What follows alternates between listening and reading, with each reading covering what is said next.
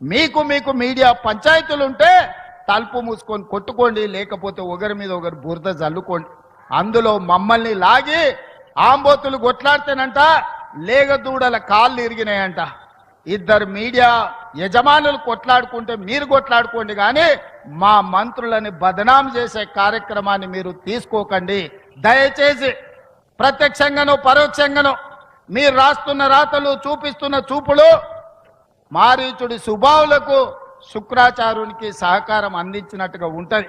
ఒక్కసారి ఆలోచన చేసి వాస్తవాలను తెలుసుకొని రాసే ముందు మమ్మల్ని వివరణ అడగండి.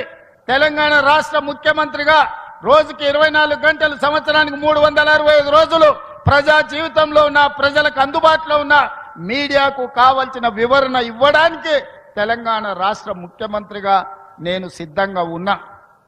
ఏదైనా వార్త ఏ టీవీలో వచ్చిన